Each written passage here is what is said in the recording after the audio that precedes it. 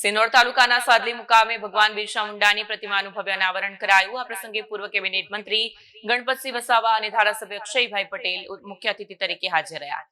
સિનોર તાલુકાના સાદલી મુકામે તમામ સર્વજ્ઞાતિના સહયોગથી સાદલી ટિમ્બરવા ચોકડી પર આવેલ સર્કલ ખાતે ભગવાન બિરસા મુંડાની પ્રતિમાનું નિર્માણ કરવામાં આવ્યું। આ પ્રતિમાના અનાવરણ નિમિત્તે વિશાળ કાર્યક્રમ યોજાયો। કાર્યક્રમની શરૂઆત સાદલી ગુજરાતી શાળાથી ભવ્ય રીતે કરવામાં આવી, જેમાં પૂર્વ કેબિનેટ મંત્રી ગણપતસિંહ વસાવા, ધારાસભ્ય અક્ષય પટેલ સહિત અગ્રણીઓ જોડાયા। રેલી સર્કલ સુધી પહોંચી, જ્યાં મહાનુભાવના હસ્તે ભગવાન બિરસા મુંડાની પ્રતિમાનું અનાવરણ કરાયું। આ પ્રસંગે આદિવાસી સમાજના લોકો મોટી સંખ્યામાં ઉપસ્થિત રહ્યા। સાથે જ કોઈ અનિચ્છનીય બનાવ બને તે માટે સિનોર પોલીસ પણ ચુસ્ત બંદોબસ્ત સાથે ગોઠવાઈ હતી। સિનોર તાલુકાના સાદલી ગામે તમને જે આમંત્રણ આપીને પધાર્યા, તો આપનું શું કહેવું છે? મિત્રો, આજનો દિવસ એ આપણા સૌના માટે ખૂબ ઐતિહાસિક દિવસ હોય છે, કારણ કે બંધારણના ઘડવૈયા મહામાનવ કહી શકાય, ભારત રત્ન એવા ડૉક્ટર બાબા સાહેબ આંબેડકરજીની આજે જન્મ જયંતિ છે। તો સૌથી પહેલાં તો ડૉક્ટર બાબા સાહેબ આંબેડકરજીના ચરણોમાં હું વંદન કરું છું।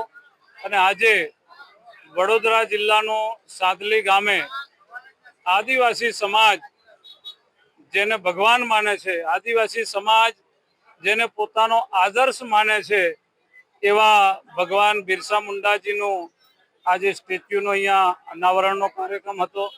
આ પ્રસંગે આ વિસ્તારના ખૂબ જાગૃત ધારાસભ્ય શ્રી અમારી સાથે ઉપસ્થિત હતા, સંગઠનની ટીમ અને સમગ્ર વિસ્તારમાંથી હજારોની સંખ્યામાં અહીંયા આદિવાસી સમાજ ઉમટી પડ્યો હતો।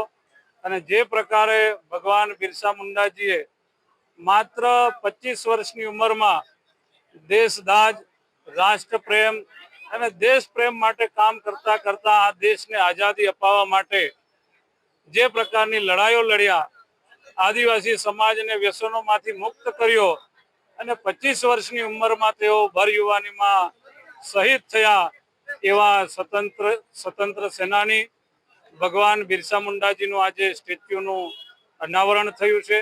ત્યારે આદિવાસી સમાજ માટે આ ખૂબ ગૌરવની બાબત છે। અમારા સમગ્ર આદિવાસી સમાજ, આ વિસ્તારના ધારાસભ્યશ્રી અને સરકારી તંત્રોને પણ આ ચોક ભગવાન બિરસા મુંડાજી માટે ફાળવ્યો એ માટે બધાનો હું ખૂબ ખૂબ આભાર માનું છું। વિડીયો જર્નાલિસ્ટ જેસલ વસાવા સાથે સત્યા ટીવી ન્યૂઝ સિનોર।